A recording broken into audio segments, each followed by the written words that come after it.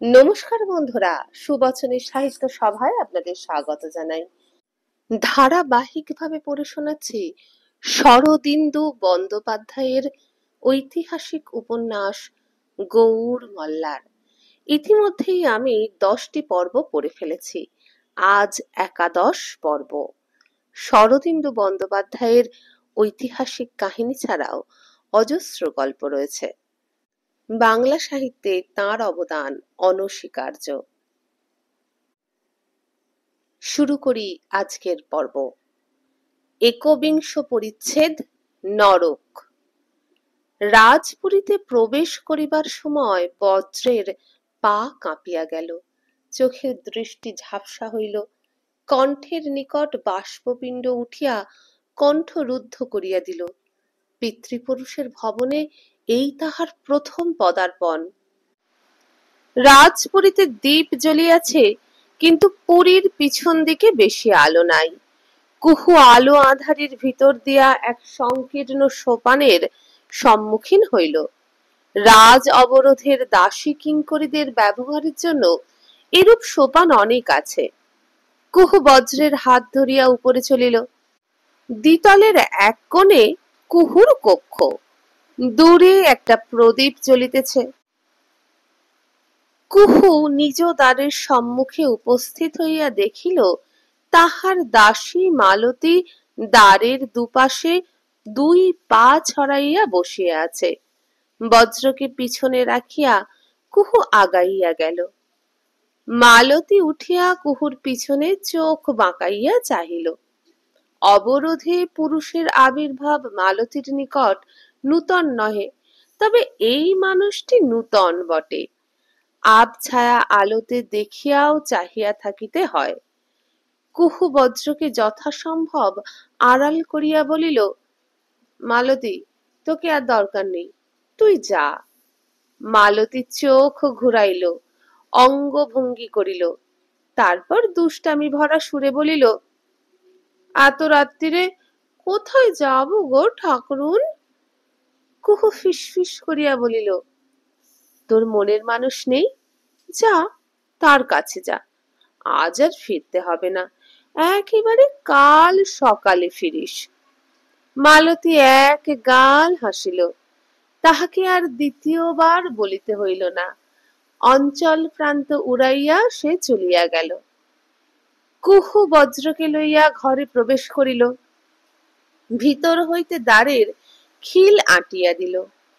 ঘরটি খুব বড় নয়, আবার ছোটও নয়। চারি কোণে দ্বীপ দণ্ডে চারিটি প্রদীপ। মসৃণ মণিহর্মতলে আলোক প্রতিফলিত হইতেছে। বাতায়নের পাশে খট্টিকার উপর শুভ্র সজ্জা। উপাধানের উপর মল্লিকা ফুলের স্থূল মালা শোভা পাইতেছে। ঘরের বাতাস কস্তুরী ও পুষ্পগন্ধে আমোদিত। কুহু হাত ধরিয়া বজ্রকে খট্টিকার উপর বসাইয়া দিল। মুগ্ধ বিধুর চক্ষে চাহিয়া তাহার পায়ের কাছে বসিয়া ধরা ধরা গলায় বলিল, ধুলোয় মানিক কুড়িয়ে পেয়েছি, তা কি আগে জানতাম? মহারাজ বজ্রদেব যখন মাথায় রাজমুকুট ধারণ করবেন, তখন এই পাপিষ্ঠা দাসীর কথা কি মনে থাকবে? বজ্র কুহুকে টানিয়া তুলিয়া পাশে বসাইয়া বলিল, কুহু, তুমি জানো না তোমাকে পেয়ে আমি কি পেয়েছি। এই জনারণ্যে তুমিই আমার একমাত্র বন্ধু। কুহু আদরে গলিয়া গেল। বজ্রের কাঁধে মাথা রাখিয়া বলিল, মনে থাকবে? থাকবে, তোমাকে চিরদিন মনে থাকবে। কুহু পরিপূর্ণ তৃপ্তির একটি নিঃশ্বাস ফেলিল। তারপর উঠিয়া মল্লিকা ফুলের মালাটি বজ্রের গলায় পরাইয়া দিল। মালাটি সে আজ বৈকালে রানীর আদেশে গাঁথিয়াছিল। সেই মালা আর একজনের গলায় উঠিবে তখন কে জানিত? তৃপ্তির মধ্যেও রানীর কথা কুহুর মনে পড়িয়া গেল। রাক্ষসীটার কাছে যাইতে হইবে। ছল ছুতায় আরো 2টা দিন তাহাকে ভুলাইয়া রাখা দরকার। ঈষৎ অন্যমনা হইয়া কুহু একটা কুলুঙ্গির কাছে গেল। কুলুঙ্গিতে নানাবিধ মিষ্টান্ন ছিল। একটি থালিতে তাহা লইয়া বজ্রের কাছে ফিরিয়া গেল। বজ্র বলিল, এ কি? কুহু বলিল, একটু খাও। কুহু দুই হাতে থালি ধরিয়া রহিল। বজ্র মিষ্টান্ন তুলিয়া তুলিয়া খাইতে লাগিল। খাইতে খাইতে বলিল, কোদণ্ড মিশ্রের সঙ্গে তোমার কি সম্বন্ধ, তা তো বললে না। কুহু বলিল, আমার মা এই রাজপুরীর দাসী ছিল। কোদণ্ড ঠাকুর মাকে চিনতেন। মা মরবার সময় ঠাকুরকে বলে যায় তিনি যেন আমার দেখাশোনা করেন। তা ঠাকুর আর আমার কি দেখাশোনা করবেন? এখন আমিই তার খানিক দেখাশোনা করি। ও কি, আর একটু খাও। আর না, অনেক খেয়েছি। এই ক্ষীরের পুলি খেতেই হবে বলিয়া কুহু ক্ষীরের পুলি বজ্রের মুখে তুলিয়া দিল। আহার শেষ হইলে বজ্র বলিল, কুহু, তুমি আর আমাকে মধুমথন বলবে না? বলতে ইচ্ছে করে, কিন্তু তোমার সত্যি নাম? পরম ভট্টারক শ্রীমন মহারাজ বজ্রদেব। মধুমথন তোমার মিথ্যা নাম। বজ্র একটু অন্যমনস্ক হইল। গুঞ্জার মুখখানি তাহার চোখের উপর ভাসিয়া উঠিল। সে বলিল, মিথ্যে নয়, দুটো নামই সত্যি। তুমি আমাকে মধুমথন বলেই ডেকো। কুহু জিভ কাটিল। রাজাকে কি অন্য নামে ডাকতে আছে? রাজা তো এখনো হয়নি, হব কি না তারই বা ঠিক কি? কুহুর মুখ দৃঢ় হইল। সে বলিল, তুমি রাজা হবে। বেশ, যতদিন রাজা না হই ততদিন মধুমথন বলে ডেকো। সে ভালো। 3 রাত্রির জন্য তুমি আমার মধুমথন। কুহু বজ্রের খুব কাছে সরিয়া আসিল। বজ্র উঠিবার উপক্রম করিয়া বলিল, এবার কিন্তু আমি ফিরে যাব। কোদণ্ড মিশ্র বলেছেন। কুহু তাহার 2 কাঁধে হাত রাখিয়া তাহাকে উঠিতে দিল না। বলিল, কোদণ্ড ঠাকুর কি বলেছেন আমি শুনেছি, কিন্তু এখন তোমার যাওয়া হবে না। ভোর হবার আগেই আমি তোমাকে ডিঙিতে করে পৌঁছে দেব। কিন্তু এখন কত রাত, এখনো প্রথম প্রহর শেষ হয়নি। বজ্র হঠাৎ উঠিয়া দাঁড়াইয়া বলিল, না, আমি ফিরে যাই। তুমি যেতে না পারো, আমি সাঁতরে ময়ূরাক্ষী পার হতে পারবো। কুহু কিছুক্ষণ তাহার মুখের পানে চাহিয়া রহিল। তাহার অধরে একটি গুপ্ত হাসি খেলিয়া গেল। সে বজ্রের বুকের উপর হাত রাখিয়া বলিল, আচ্ছা, একটু অপেক্ষা করো। আমার একটা কাজ আছে, সেটা সেরে তোমাকে পৌঁছে দেব। কি কাজ? রানীর কাছে যাইতে হইবে, এ কথা কুহু বলিল না। বজ্রের কাছে রানীর নাম উচ্চারণ করিল না। বলিল, কোদণ্ড ঠাকুর চিঠি দিয়েছেন, রাজার অন্তরঙ্গ অর্জুন সেনকে দিতে হবে। কতক্ষণ সময় লাগবে? 2 দণ্ড, বেশি নয়। 2 দণ্ড বসে থাকবো? কুহু কুহক ভরা হাসিল। বসে থাকবে কেন? আমার বিছানায় শুয়ে পড়ো। বজ্র কোমল শয্যার প্রতি অপাঙ্গ দৃষ্টি করিয়া বলিল, যদি ঘুমিয়ে পড়ি? অধরে একটি ভঙ্গুর ভঙ্গি করিয়া কুহু বলিল, যদি ঘুমিয়ে পড়ো, আমি এসে তোমাকে জাগিয়ে দেব। বজ্র শয়ন করিল। কুহু তাহার প্রতি চাহিয়া ঘর হইতে বাহির হইল। ঘরের বাহিরে আসিয়া কুহু সতর্কভাবে চারিদিকে চাহিল। কেহ কোথাও নাই। পুরীর এ অংশ নিশুতি হইয়া গিয়াছে।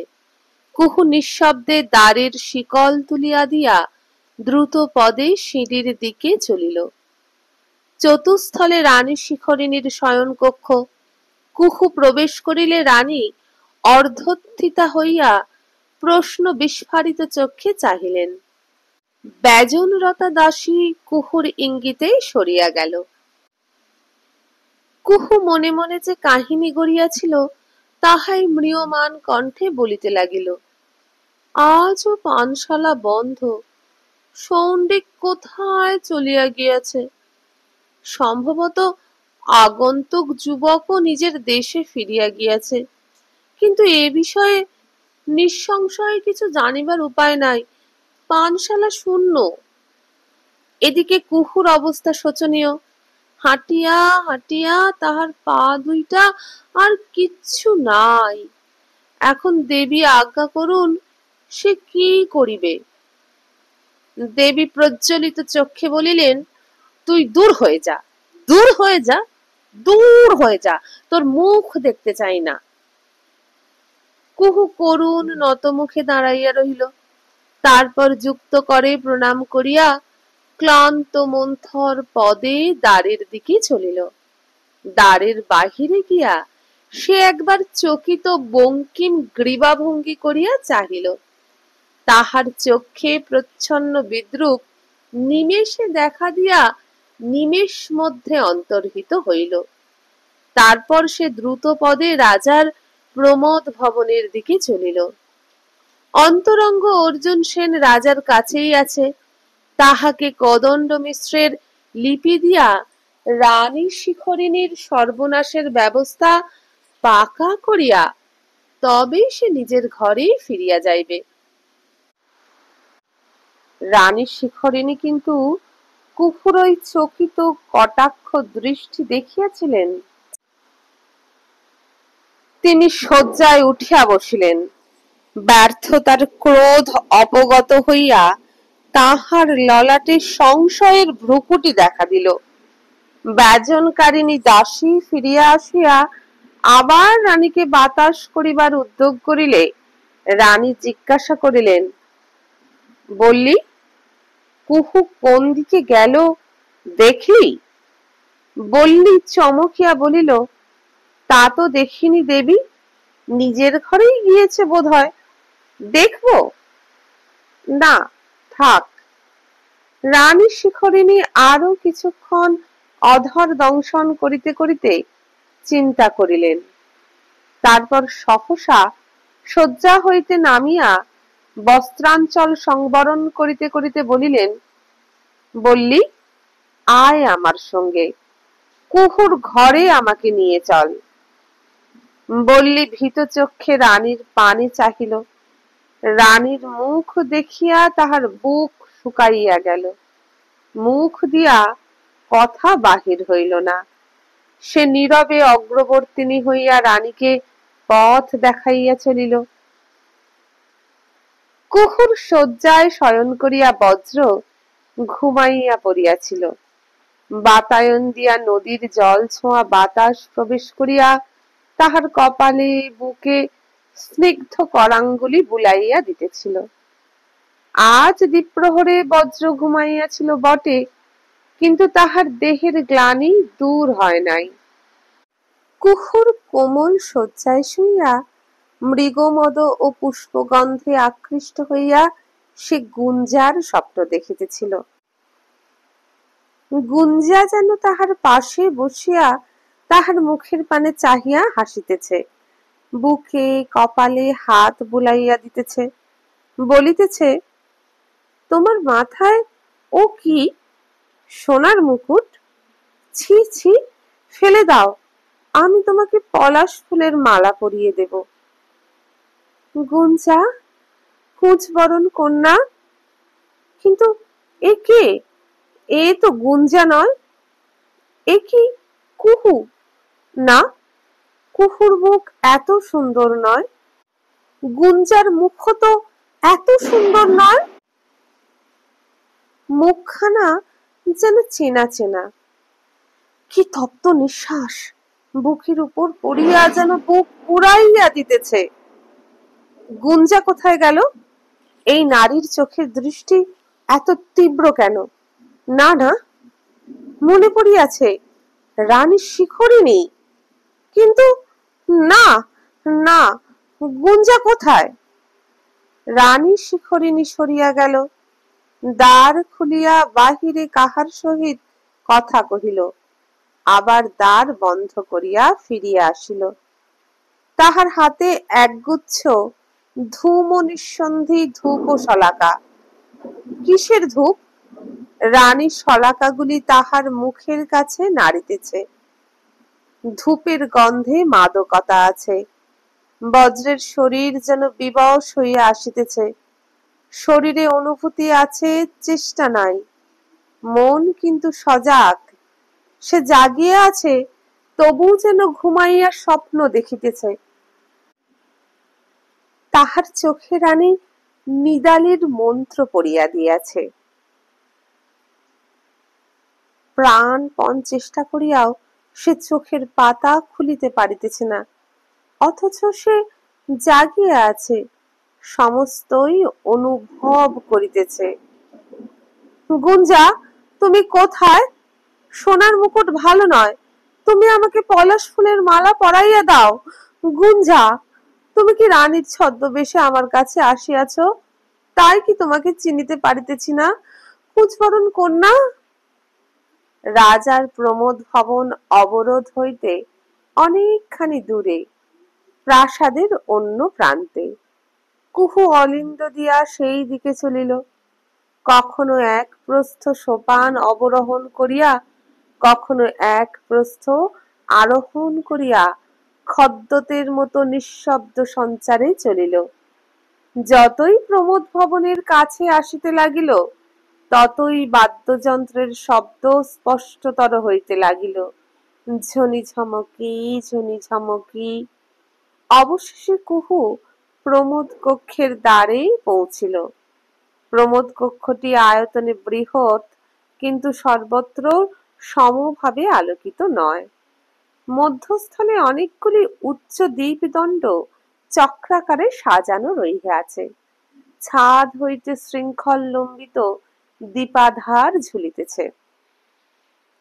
কিন্তু এই চক্রের বাহিরে অধিক আলো নাই। কোণে কোণে ছায়ান্ধকার।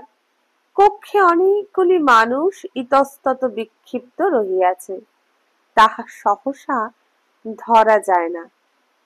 মানুষগুলি কিন্তু সকলেই স্ত্রী জাতীয়।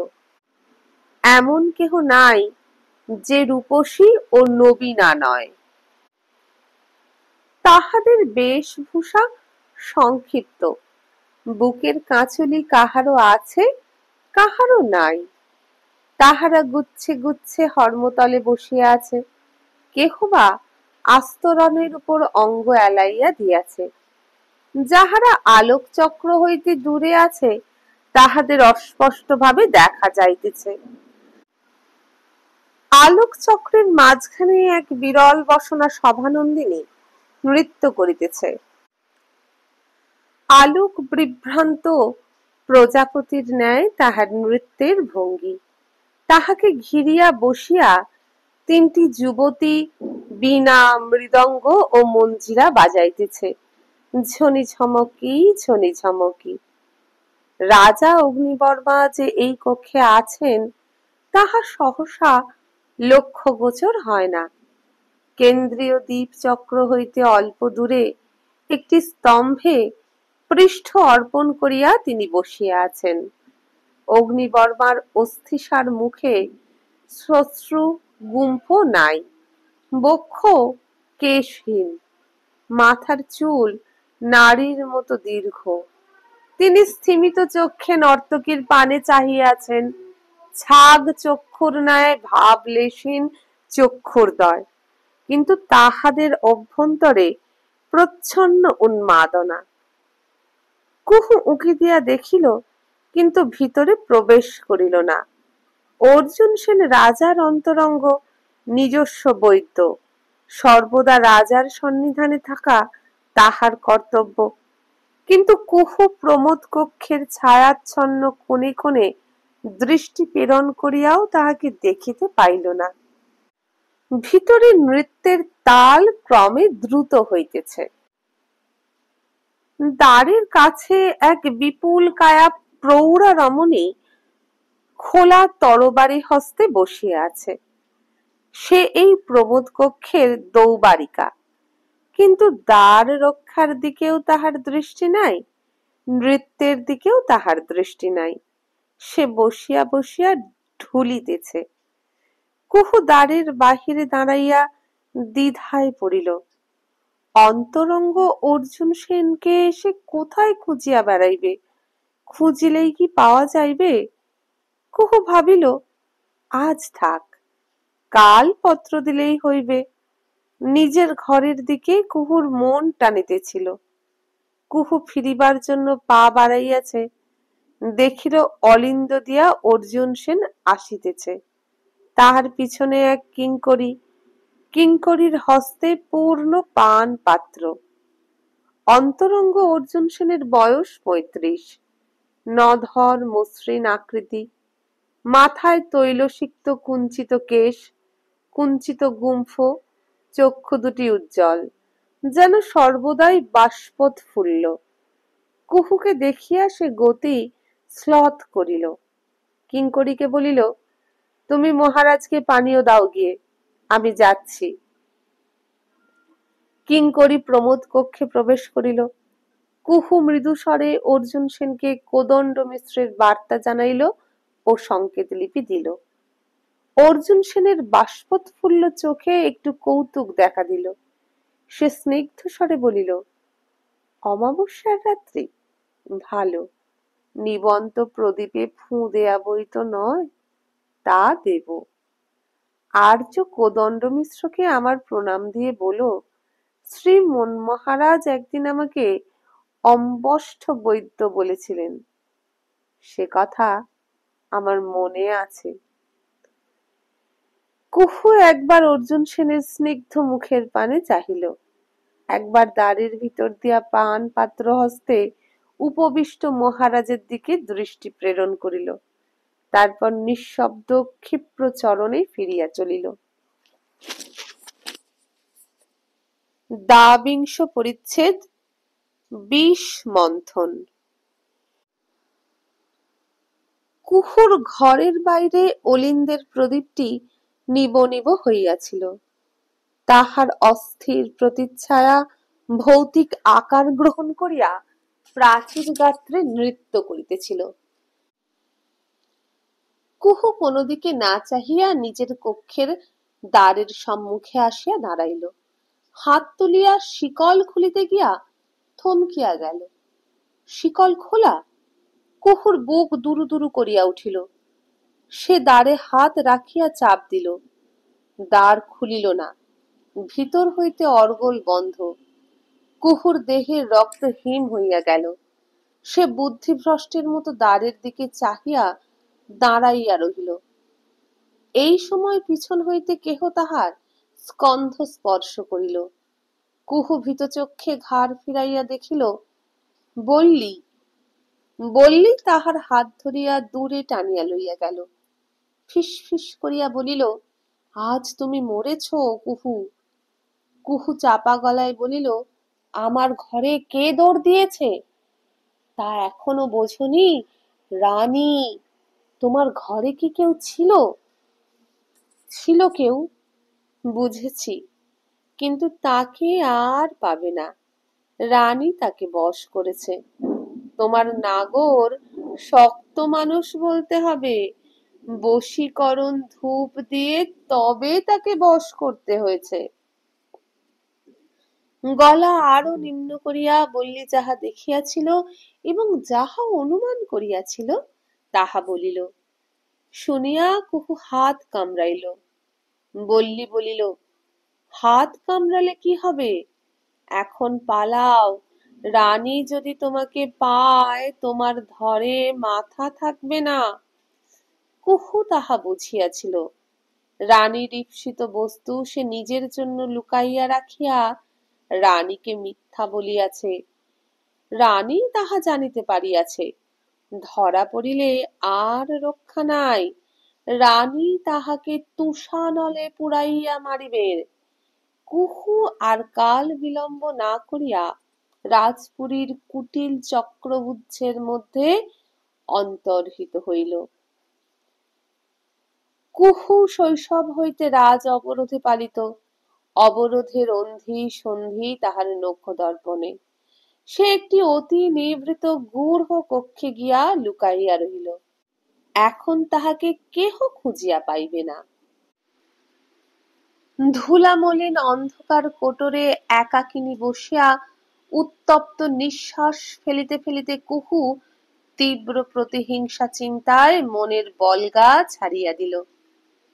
তাহার ইচ্ছা হইল রাজাকে গিয়া সংবাদ দিবে, অগ্নিবর্মার হাত ধরিয়া ব্যভিচাররতা রানীকে ধরাইয়া দিবে, কিন্তু তাহাতে বজ্রের প্রাণনাশের আশঙ্কা। কুহু রুদ্ধবীর্য সর্পিণীর মতো সারা রাত্রি তর্জন করিতে লাগিল।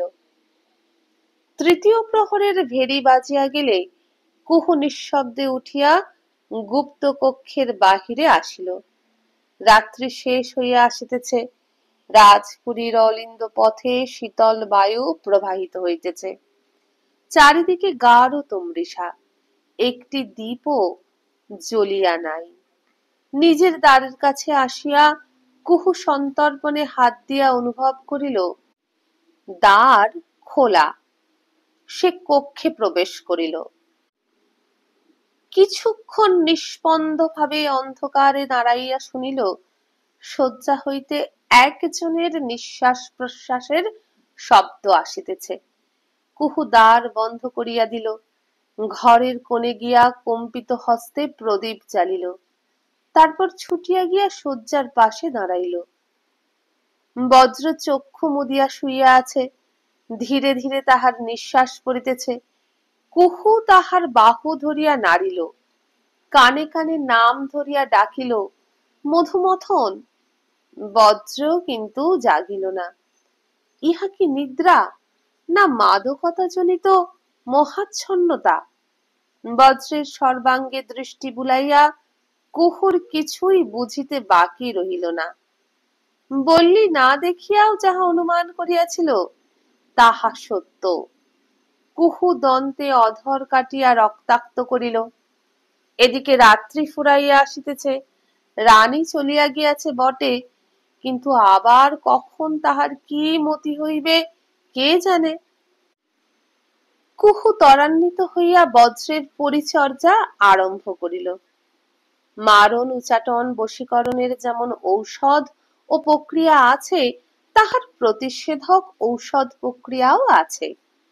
কুহু বজ্রের মাথায় শীতল জল দিল, সিক্ত বস্ত্র দিয়া বক্ষস্থল মুছিয়া দিল ও আরো নানা প্রক্রিয়া করিল। অবশেষে বজ্র রক্তাভ চক্ষু মেলিয়া চাহিল। তাহার দেহ মনের জড়তা কাটিতে আরো কিছুক্ষণ গেল। সে উঠিয়া বসিয়া চারিদিকে চাহিয়া বলিল, আমি এখানে কেন? কুহু তাহার গলা জড়াইয়া কানে কানে বলিল, তুমি রাজপুরীতে এসেছিলে, মনে নেই? আমার বিছানায় শুয়ে ঘুমিয়ে পড়েছিলে। বজ্র স্মরণ করিবার চেষ্টায় বলিল, ঘুমিয়ে পড়েছিলাম, কিন্তু। কুহু বলিল, তারপর বোধহয় স্বপ্ন দেখেছিলে, ও কথা ভুলে যাও, রাত আর নেই, চলো তোমাকে কোদণ্ড ঠাকুরের ঘরে পৌঁছে দিয়ে আসি। কোদণ্ড ঠাকুর? চলো। কুহুর হাত ধরিয়া বজ্র ঘাটে আসিল। পূর্বাকাশে তখনও উষার উদয় হয় নাই। শুকতারা প্রদীপ্ত মণিখণ্ডের ন্যায় জ্বলিতেছিল। কুহু বজ্রকে ডিঙিতে বসাইল, হাতে বৈঠা ধরাইয়া দিল। বজ্র যন্ত্রবৎ বৈঠা টানিতে লাগিল। তাহারা যখন কোদণ্ড মিশ্রের কুটিরে পৌঁছিল, তখনও তাহার ঘরে প্রদীপ জ্বলিতেছে। তিনি উষ্ণ মস্তিষ্কে কুটির মধ্যে পদচারণা করিতেছেন। এই এক অহরাত্রের মধ্যে বৃদ্ধের দেহ আরো শীর্ণ হইয়া গিয়াছে, চক্ষু ও গন্ধদয় কোটর প্রবিষ্ট, চক্ষে জরাক্রান্ত দৃষ্টি। বজ্রকে দেখিয়া তিনি দুই হস্ত বিক্ষিপ্ত করিয়া কহিলেন, বজ্র, তুমি কোথায় গিয়েছিলে বৎস? তোমাকে খুঁজে না পেয়ে আমি ভেবেছিলাম আমার সমস্ত আয়োজন বুঝি পণ্ড হয়ে গেল। কোথায় ছিলে তুমি? বজ্র নিরুত্তর রহিল। কোদণ্ড মিশ্র কুহুর পানে চাহিলেন। কুহু তাহার কাছে সরিয়া গিয়া রসকণ্ঠে ব্যাপার বুঝাইয়া দিল। নিজের অভিসন্ধিটুকু গোপন রাখিয়া বাকি সব সত্য কথা বলিল। শুনিয়া কোদণ্ড মিশ্র বিস্ফারিত নেত্রে বজ্রের পানে চাহিলেন, বলিলেন, কি বিপত্তি! যদি ধরা পড়ত, যদি প্রকৃত পরিচয় প্রকাশ হয়ে পড়ত! কিন্তু যাক, বাঘিনীর কবল থেকে ফিরে এসেছে, এই যথেষ্ট। বজ্র, এখন থেকে তুমি আর কোথাও যাবে না। সময় পূর্ণ না হওয়া পর্যন্ত সর্বদা এখানে থাকবে। কুহু, তুমিও আর অবরোধে যেও না। বাঘিনী তোমাকে পেলে নিশ্চয়ই হত্যা করবে।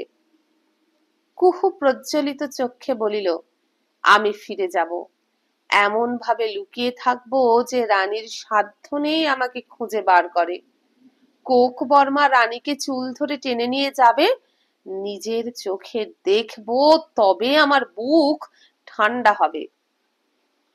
বজ্রের কাছে গিয়া বলিল, অমাবস্যার পরদিন রাজপুরীতে আবার দেখা হবে। কুহু চলিয়া গেল। বজ্র বাহিরে আসিয়া ভাগীরথীর তীরে দাঁড়াইল। নদীর ওপারে চক্রবাক পক্ষের ন্যায় ঈষৎ রক্তিমা দেখা দিয়াছে। আর একটি নূতন দিনের সূচনা হইতেছে। সেই দিকে চাহিয়া চাহিয়া বজ্রের মস্তিষ্কের কুজ্ঝটিকা কাটিয়া গেল। তাহার মনে হইল, সেই যে বটেশ্বর ও বিম্বাধরের সঙ্গে সে ভ্রমণে বাহির হইয়াছিল, তাহার পর 1 যুগ কাটিয়া গিয়াছে। সূর্যোদয় হইলে বজ্র স্নান করিতে জলে নামিল। গঙ্গার স্নিগ্ধ শীতল জলে অবগাহন করিয়া তাহার দেহ মন সুস্থ হইল। এতক্ষণ সে লক্ষ্য করে নাই। 2 হাতে সবেগে গাত্র মার্জন করিতে করিতে তাহার চোখে পড়িল, বাম হস্তের কনিষ্ঠ অঙ্গুলিতে একটি অঙ্গুরীয়, সোনার অঙ্গুরীয়, মাঝখানে গাঢ় নীল একটি মণি। বজ্র ভ্রু কুঞ্চিত করিয়া অনেকক্ষণ অঙ্গুরীয়টি পর্যবেক্ষণ করিল। কোথা হইতে আসিল এ অঙ্গুরীয়? কে পরাইয়া দিল? গত রাত্রে তাহার স্বপ্নের সঙ্গে বাস্তবের এমন অবিচ্ছেদ্য জড়াজড়ি হইয়া গিয়াছিল যে সে কিছুই ছুঁইতে পারিতেছিল না। কিন্তু এই আংটিটি নিশ্চয় স্বপ্ন নয়। আংটির দিকে চাহিয়া তাহার মনে হইল, ইহার সহিত যেন কোনো অজ্ঞাত অসুচি স্পর্শ লাগিয়া আছে। সে আংটি খুলিয়া জলে ফেলিয়া দিতে উদ্যত হইল, কিন্তু ফেলিতে গিয়া সে থামিয়া গেল। এত সুন্দর আংটিটি তাহার নীলবর্ণ মণি হইতে এমন অপূর্ব জ্যোতি বিকীর্ণ হইতেছে যে তাহা জলে ফেলিয়া দিতে পারিল না। বিশেষত মূল্যবান কোনো বস্তু নষ্ট করা তাহার প্রকৃতি বিরুদ্ধ। সে একটু চিন্তা করিয়া আবার উহা অঙ্গুলিতে পরিধান করিল। স্নান শেষে সে সংকীর্ণ সিঁড়ির উপরে আসিল। সিক্ত বস্তে গঙ্গার কুটিরের সম্মুখে উপস্থিত হইল। আজও বুড়ি কানসোনার হাটে গিয়াছে। গঙ্গা পা ছড়াইয়া বসিয়া সলিতার পাঁজ কাটিতেছিল। হাসি মুখে উঠিয়া শুষ্ক বস্ত্র আনিয়া দিল। ধামিতে মুড়ি, শসা, কলা, গুড়, নারিকেল আনিয়া সম্মুখে রাখিল। অর্ধমুদিত চক্ষে খাইতে খাইতে বজ্র বলিল, গঙ্গা, তোমার জন্যে একটা জিনিস এনেছি। কি জিনিস? গঙ্গা উৎসুক চক্ষে চাহিল। বজ্র আংটি খুলিয়া তাহার হাতে দিল। আংটি হাতে লইয়া গঙ্গার মুখে অপূর্ব ভাব ব্যঞ্জনা ফুটিয়া উঠিল। ভয়, সম্ভ্রম, আনন্দ, সংকোচ ক্ষণকালের জন্য তাহাকে নির্বাক করিয়া দিল। তারপর সে রুদ্ধশ্বাসে বলিল, হে, আমার জন্য এনেছ? এত সুন্দর আংটি, এ নিয়ে আমি কি করব? বজ্র বলিল, এখন রেখে দেবে। যখন তোমার বিয়ে হবে তখন এই আংটি বিক্রি করে অনেক টাকা পাবে। সেই টাকা দিয়ে তুমি আর তোমার বর সুখে স্বাচ্ছন্দ্যে ঘরকন্যা করবে। লজ্জায় আহ্লাদে গঙ্গার মুখখানি সিন্দুর বর্ণ হইয়া উঠিল। বন্ধুরা, এখানেই শেষ হয়ে গেল গৌর মল্লারের একাদশ পর্ব। কেমন লাগলো অবশ্যই কমেন্ট করে বলবেন।